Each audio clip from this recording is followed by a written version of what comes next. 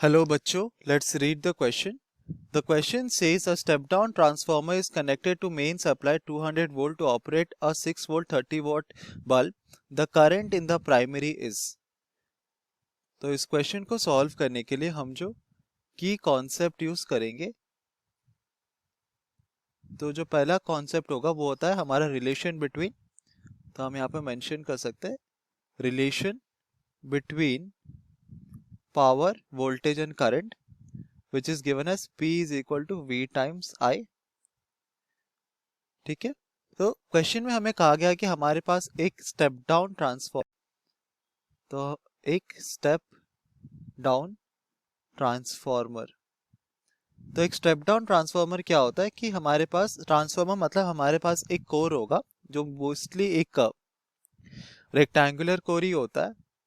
Transformer का जो core होता है कंडक्टिंग इन नेचर होता है ताकि वो वोल्टेज को कैरी कर सके. तो उसके एक साइड पे हमारे पास प्राइमरी कॉइल होता है और दूसरे साइड पे हमारे पास सेकेंडरी कॉइल होता है. सेकेंडरी कॉइल को हम लोग क्या करते हैं, लोड के अक्रॉस कनेक्ट करते हैं जहां पर हमारा वोल्टेज और करंट रिक्वायर्ड है जिस भी अप्लायंस में की गैजेट में, उसको हम लोड बोलते हैं. और हमारा जो प्राइमरी कॉइल होता है उसको हम लोग सप्लाई वोल्टेज देते हैं. बेसिकली ये एक एसी सप्लाई वोल्टेज होता है.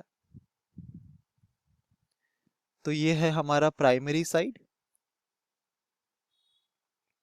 और ये होता है हमारा सेकेंडरी साइड जो कि हमारे लोड के साथ कनेक्टेड होता है.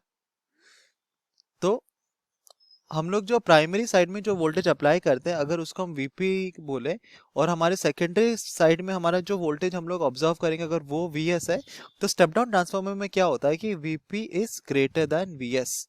इसका मतलब हम एक हायर वोल्टेज को, यहाँ पर हम लिख सकते हैं एक हायर वोल्टेज को लो करते कि लोअर वोल्टेज में कन्वर्ट करते हैं. इसका मतलब हम क्या करते हैं, उसको स्टेप डाउन कर रहे हैं, उसके मैग्नीट्यूड को डिक्रीज कर रहे हैं, इसलिए हम उसको बोलते हैं स्टेप डाउन ट्रांसफार्मर.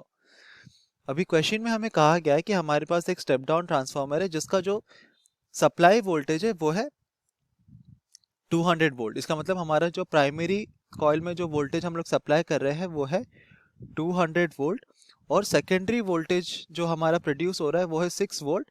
और हम जो लोड, ये जो हमारा सेकेंडरी वोल्टेज हमारा प्रोड्यूस होगा उसको हम यूज करते हैं टू ऑपरेट अ बल्ब जिसका पावर रेटिंग हमको दिया गया है 30 वॉट. यहाँ इसको हम ठीक से लिख सकते हैं फिर से, हमारा पावर रेटिंग है 30 वॉट का.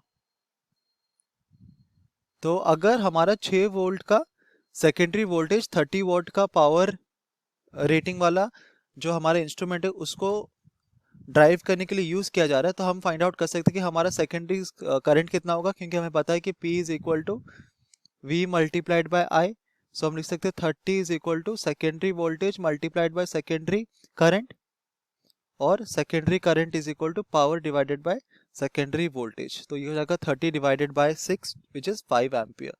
तो हमारा ये 5 एम्पियर होगा हमारा सेकेंडरी करंट. क्वेश्चन में हमें फाइंड आउट करने के लिए कहा कि हमारा प्राइमरी में करंट कितना होगा. तो अगर हम अज्यूम करें कि प्राइमरी में करंट है हमारा IP, देन हम लिख सकते हैं कि Vs by Vp is equal to Is by IP. Sorry, ये हो जाएगा Vs by Vp is equal to, ये होगा Vp by Vs. सो ये हो जाएगा IP by Is. तो इस रिलेशन को अगर हम यूज करेंगे तो we have Vs is equal to secondary voltage is 6 and primary voltage is 200 and हमारा प्राइमरी करंट हमको फाइंड आउट करना है IP और secondary current is equal to 5 ampere. So we have IP is equal to simply 6 multiplied by 5 divided by 200 ampere. तो ये हो जाता है 30 डिवाइडेड बाय 200 एम्पियर. तो यहाँ से एक जीरो कैंसिल हो जाएगा and we have this is equal to 0.15 ampere.